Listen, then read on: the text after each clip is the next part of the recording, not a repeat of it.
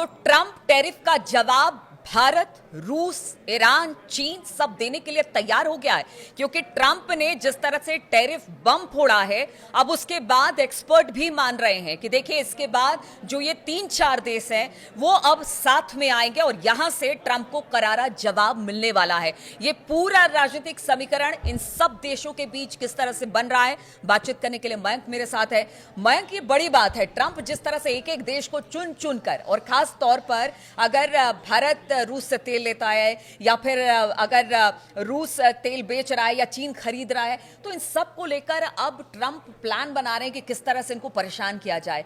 क्या ऐसा हो सकता है कि ट्रंप जिस तरह से परेशान कर रहे हैं इन देशों को, उनका एक अपना गुट बन जाए और फिर ये मिलकर ट्रंप को जवाब दे? देखिए, अमेरिका के पूर्व राष्ट्रीय सुरक्षा सलाहकार हैं जॉन बोल्टन, इनकी तरफ से एक बयान सामने आया है। उन्होंने ट्रंप एडमिनिस्ट्रेशन को और ट्रंप गवर्नमेंट को आगाह करते हुए कहा है कि अगर आप भारत पर ज़्यादा टैरिफ लगाते हैं तो इसका बड़ा नतीजा होगा कि भारत, चीन और रूस ये मिलकर एक बड़ा ग्रुप बना सकते हैं, इनके बीच की दूरियां कमजोर होगी, ये इंटरनेशनल फ्रेमवर्क में एक साथ मिलकर काम करेंगे और वो अमेरिका के लिए बड़ी चुनौती होगा।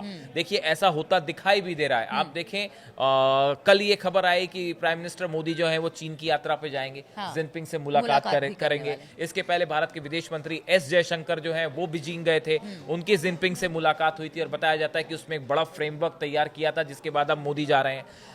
एनएसए अजीत डोवाल मॉस्को में है, उनकी पुतिन से बात हुई है, मुलाकात हुई है, और उसके बाद बताया जाता है कि ये ट्रंप टैरिफ को लेकर एक बड़ी रणनीति पर काम होना शुरू हो गया है। और इसी बीच सिर्फ रूस, चीन और भारत की ही बात नहीं है, इस पूरे मैटर में ईरान भी शामिल है। ईरान उन चंद मुल्कों में से है जिसने जैसे ही भारत पर टैरिफ का अनाउंसमेंट हुआ, सबसे पहले भारत के साथ खड़े होने वाला मुल्क था ईरान।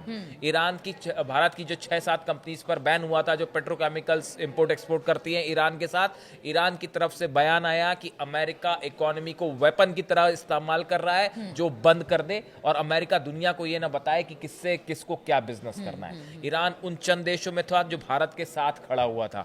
ईरान के साथ भी भारत का व्यापार और ऑयल का जो बिजनेस है वो अमेरिका को पसंद नहीं है, लेकिन उसके बावजूद दोनों देश जो है इस दिशा में आगे बढ़ रहे हैं। वैसे ही आप देखिए, रूस सबसे ज्यादा आपत्ति अमेरिका को जो है वो रूस के तेल को लेकर है।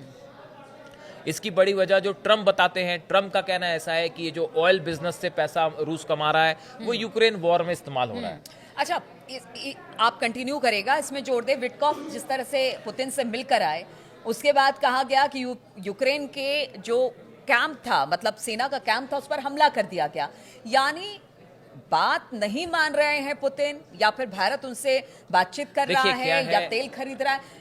ये सब एक बड़ा कारण है, क्योंकि चुनौती देने वाला देश यही सब है जो कि आपको आपस में सहयोग बनाए हुए पहली बात ये बात समझनी पड़ेगी कि ट्रंप टैरिफ का मकसद क्या है, ट्रंप चाहते क्या है। ट्रंप को कई देशों में ठीक ठाक डील मिल गई उनके इंटरेस्ट के मुताबिक, जैसा वो चाह रहे थे, अब वो उसी को सब पे लागू करना चाहते हैं। अब ट्रंप चाहते क्या है? देखिए, ट्रंप ये चाहते हैं कि वो दुनिया भर के देशों के साथ ऐसी डील कर लें टैरिफ्स को लेकर जो अमेरिका के फेवर में हो, और जो अमेरिका में जिसका पॉलिटिकल फायदा ट्रंप उठा सके।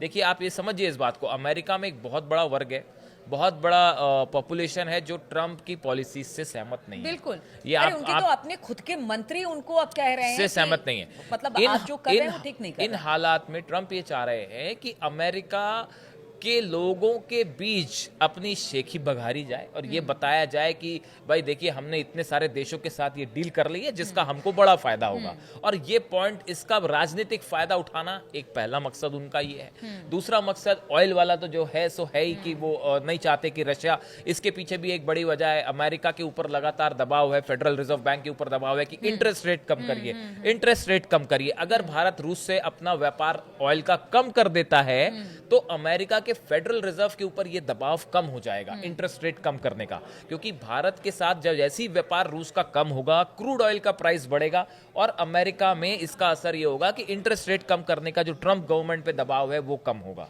तो इस लिहाज से भी ट्रंप ये चाहते हैं कि ये डील हो जाए। लेकिन मयंक, क्या अभी की परिस्थितियों में अब जब दुनिया एक साथ एक दूसरे से के साथ मिलकर कदम ताल कर रही है, वैसे में अमेरिका जो चाहता है कि जो उसके नागरिक है वो बड़े अमीर हो जाएं, उनको कहीं किसी चीज की दिक्कत ना रहे, बाकी देश गरीब हो उनसे भाड़ में जाए, उनका कोई ये नहीं है, जिस तरह के उनके पीछे का जो कारण बताते हैं या फिर उनकी जो मंशा है, क्या ऐसे में ये पॉसिबल है कि ट्रंप कुछ भी करते रहे और पूरी दुनिया उनको सर आंखों पर बिठा कर रखे? ये बिल्कुल भी संभव नहीं है। और देखिए ऑलरेडी इस दिशा में बड़े स्तर पे काम शुरू हो गया है। भारत, चीन, रूस, ईरान, ये वो देश हैं जिनके बीच में एक बड़ा कोऑपरेशन, बड़ी चर्चा शुरू हो गई है कि ट्रंप टैरिफ जो होता है इसका असर क्या होगा। इसके स्पेकुलेशंस शुरू हो गए हैं कि इससे कितना नुकसान होगा, नए मार्केट कैसे जनरेट किए जाएं, जो चीज़ें, जिन चीज़ों के व्यापार में नुकसान होगा, जहाँ पे जो व्यापारिक घाटा जहाँ पे बढ़ेगा, जो चीज़ें महंगी होने की वजह से जिसका एक्सपोर्ट घटेगा,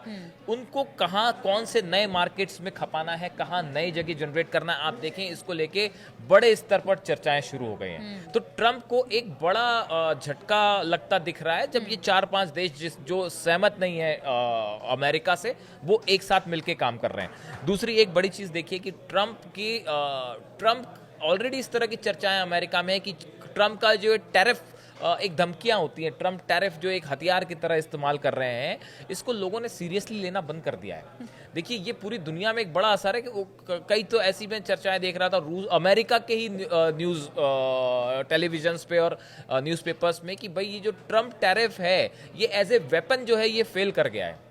ये आप एक टैरिफ लगाते हैं, हाँ, आपने कभी कह दिया कि 250% चाइना पे टैरिफ लग जाएगा, फिर उसके 5-4 दिन बाद कहा कि नहीं 250% नहीं लगेगा, ऐसे नहीं चलता ना। हो जाएगा। आप तो पूरी इकोनॉमी को डगमगा दे रहे हैं।